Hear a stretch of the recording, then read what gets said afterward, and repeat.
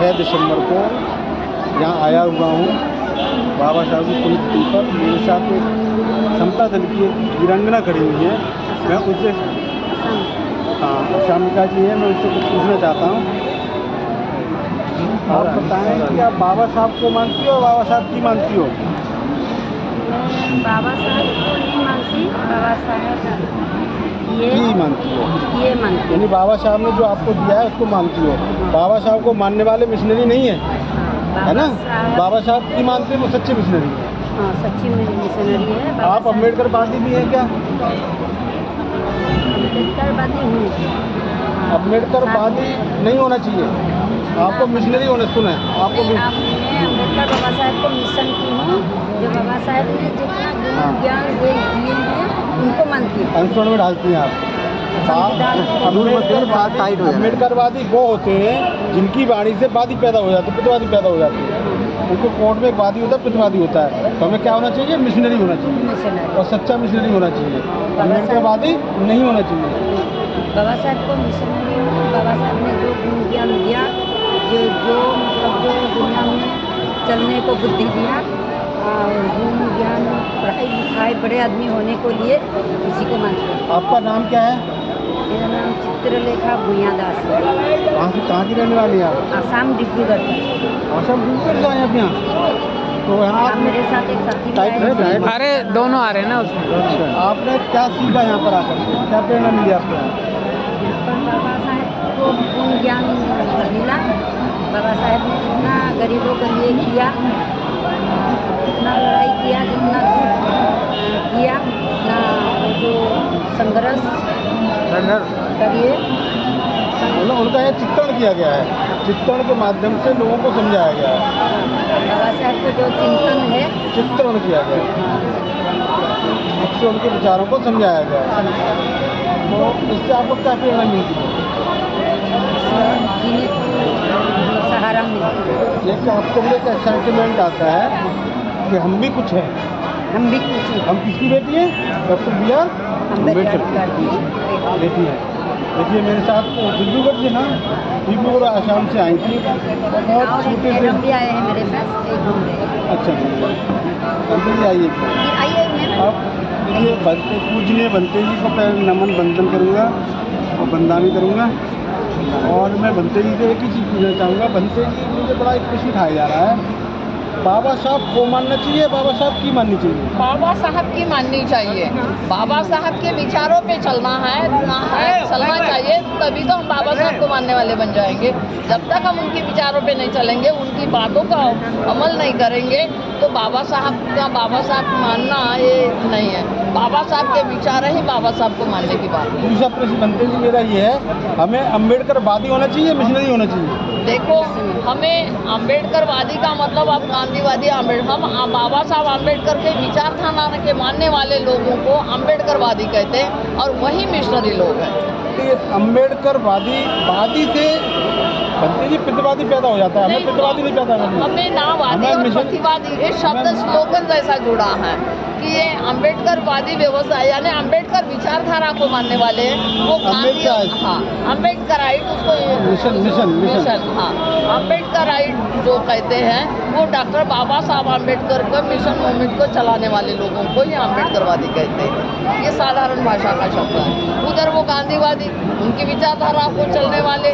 हाँ एक बनते जी मेरा छोटा प्रश्न और क्षमा चाहूँगा रोटी बीच में, भारत हमारा विकास कैसे हो सकता है? आप अपने शब्दों में बताएं, भारत हमारा विकास विकसित कैसे हो सकता है? देखो, हमारा भारत पहले ही विकासशील था और विकसित भी था, पर अब ये ब्राह्मणवादी व्यवस्था इतनी हावी है कि हमारा विकसितता के ओर से अभी विकास के ओर जाने की सोच रहा है। हमारे सम्राट अशोक ने इतना बड़ा व्यवस्था, जम्बूद्वीप नाम से जाना जाता, चक्रवर्ती राजे थे। पुष्पमित्र शुंग तक सोने की चिड़िया कहा जाता था भारत देश।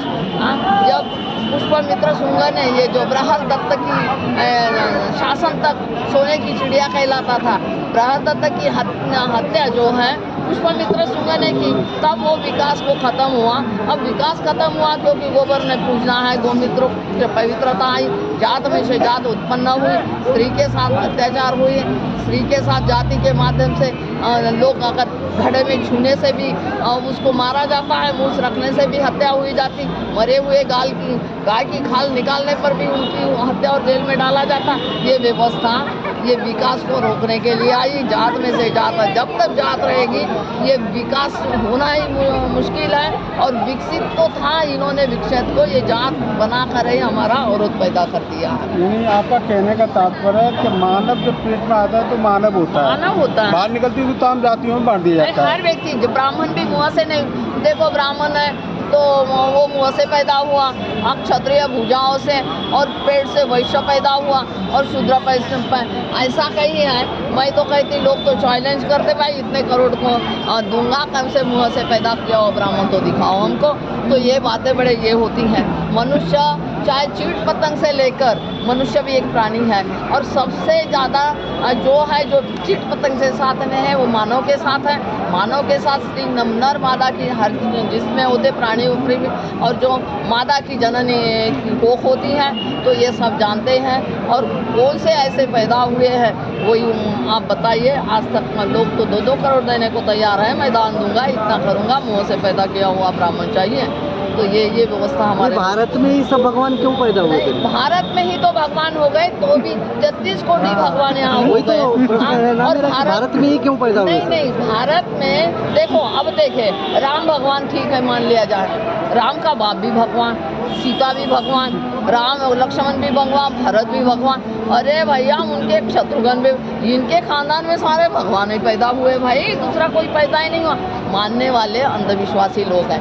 देखो, चोरी डकैती करना, अगर बाबा साहब ने कहा, जिस उनकी आज श्रद्धांजलि सभा 6 दिसंबर है 2023 चल रहा है, और हम लोग यहाँ बाबा साहब की ये 26 अलीपुर रोड की भूमि पर से हम बोल रहे हैं, ये उनकी स्थली है, निर्वाण स्थली है। तो यहाँ से तो हम कहते हैं कि बाबा साहब जब पैदा हुए थे और बाबा साहब को स्कूल में जाने नहीं दिया, बाहर में बैठकर देश का नक्शा बदल दिया भारत का। जिसने स्कूल में नहीं जाने दिया उसने व्यवस्था लिख दी, उसने संविधान लिख दिया। तो हाँ, आप क्या कह रहे थे कि भारत में भगवान क्यों है? बाबा साहब के लिए, हमारे लोगों के लिए कोई भगवान तो है ही नहीं। बुद्ध एक है, तो बुद्ध एक ज्ञान से हम बुद्ध कहते हैं। जिन्होंने क्या 4 आर्य सत्य अष्टांग मार्ग, मनुष्य प्राणी मात्र पर दया करो, हिंसा मत करो, ऐसा चोरी चुगली मत करो, व्यभिचार मत करो, किसी को कटु वचन मत। बुद्ध ने ये संदेश दिया है, भाई सब बराबर है, स्त्री पुरुष बराबर है। तो यही समता और समानता की बात ये थी। पर यहाँ असमानता, स्त्री के कोख से पैदा करने वाला आदमी पवित्र, और वही स्त्री अपवित्र मंदिर में नहीं जाएगी। ये कौन सी व्यवस्था है? देखिए, बंटी जी, क्षमा चाहूँगा, बंटी जी ने छोटे शब्दों में स्पष्ट कर दिया कि मैं बताता हूँ भगवान क्या है, भगवान की शाब्दिक अर्थ क्या है।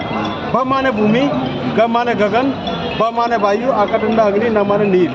ये सारी चीज़ कहाँ से मिलती है? हमें प्रकृति से मिलती है। प्रकृति ही भगवान की, प्रकृति भगवान है, प्रकृति भगवान निसर्ग के नियम से चलते। हम वायु है, मैं ऑक्सीजन की ज़रूरत है, हम मिट्टी, हम पृथ्वी पर खड़े होते हमारे लिए महान है। और ये आसमान है, आसमान भी हमारी छत्र छाया देते। और आसमान तो खोखला है, ये पृथ्वी का भाग है। देखो, जल, अग्नि, वायु और पृथ्वी, ये 4 तत्व हैं, और 4 महाभूतों से मनुष्य बना हुआ है। तो अगर ये भारत में भगवान होते तो अमेरिका क्यों भाई आगे जाता? अभी भी 41 लोग फंसे थे, और वहाँ अमेरिका से मशीन आई, और वहाँ सुरंग बनाकर ऑस्ट्रेलिया का व्यक्ति वैज्ञानिक आया, जिसको सुरंग करके उनको निकाला गया। हाँ, ये बात है। बहुत कुछ बातें हैं, अब समय मेरे पास में भी कम है, और कभी मिलेंगे तो ज़रूर आपको। बंटी जी को मैं नमन करूँगा, बहुत अच्छे हमारे बंटी जी हैं, बहुत अच्छे विचार दिए। और ज़्यादा ना कुछ कहते हुए मैं यहीं पे अपने शब्दों को काम देता हूँ। एक बार मैं संदेश, बंटी जी, देश को क्या संदेश देना चाहूँगा? मैं ये देवभूमि है, और देवभूमि में हमारे लोग फंसे थे, वहाँ एक मंदिर बना, पूजा करने चालू करेंगे। और मशीन अमेरिका से आया, ऑस्ट्रेलिया से आदमी आया, बड़ी एक महत्वपूर्ण वहाँ बात है, वहाँ भगवान ने नहीं, इंसान ने बताया है। और मैं आज देशवासियों को यही संदेश दूंगी कि अंधविश्वास से बाहर निकलो, भगवान के भरोसे पे मत रहो। अगर तुम गाड़ी चलाते हो तो तुम हेलमेट ज़रूर लगाओ, चलाते हुए ध्यान रखो। और जो भी है विज्ञान के रास्ते में चलो, डॉक्टर बनाओ, इंजीनियर बनाओ, कावड़ वावड़ ढोने मत जाओ। जल चढ़ाने मत जाओ पत्थरों पे, और यही आपका विकास के और रास्ते हैं। हर स्त्री का सम्मान करो, दूसरे की बहन को बहन मानो, अपनी बेटी जैसे दूसरे की बेटी मानो, हर माँ को बड़ों का आदर करो और बुजुर्गों की सेवा करो और बुजुर्ग की पूजन ये समझ कर पूजा करो। बस यही मेरा आज संदेश है। डॉक्टर बाबा साहब आम्बेडकर के आज जो 26 अलीपुर रोड की भूमि पर आज उनके परिनिर्वाण दिन पर 6 दिसंबर 2023 को मैं यही कहूँगी, सारे देशवासी लोग यही समझे, डॉक्टर बाबा साहब आम्बेडकर जैसे महान बनो और उनके दिखलाए हुए मार्ग पर चलो, बुद्ध के विज्ञान के रास्ते में जाओ, बुद्ध के विचारधारा को मानो, तभी तुम्हारा विकास होगा। और जैसे जैसे कठिनाई से आओगे तो आप सत्य की ओर चलोगे तो आपको रोकने वाला कोई नहीं मिलेगा। तो यही है, बाबा साहब ने जिस कठिनाई से लाया, तुम भी अपने बाबा साहब को आरक्षण देने के बाद पेट भर गए, भूलो मत और उसी विचारधारा पे चलो। बाबा साहब भी विदेश में रह जाते, इतनी डिग्रियाँ थी, पर तुम्हारे उत्थान के लिए आए, स्त्री को सम्मान दिया, आज राष्ट्रपति मुर्मू बने, डॉक्टर बाबा साहब की आम्बेडकर की देन, मैं भिक्षुनी बन गई तो बाबा साहब की आम्बेडकर की देन है। तो यही है, तो बाबा साहब के विचारों को आगे ले जाए, उनका कारवां को आगे ले जाए। तो इसी के साथ मैं जय भीम जय भारत आपका साधुवाद। बंती ने थोड़े शब्दों में कह दिया, संगीत से ज्ञान नहीं मिलता, मंदिर में भगवान नहीं मिलता, पत्थर तो सिर्फ इसलिए पूछते लोग क्योंकि विश्वास के लायक इंसान नहीं मिलता। मैं वंदन नमन बंदन जरूर करना चाहूँगा बंती जी को कविता के माध्यम से। जगी जगावे धम्म भारती, झंकत बीड़ा तार करो, और तथागत गौतम बुद्ध और डॉक्टर BR अम्बेडकर के चरणों में सभी बंती जी नमन मेरा। ठीक, साधु साधु नंबर लिख कर। अब मैं विराम देता हूँ।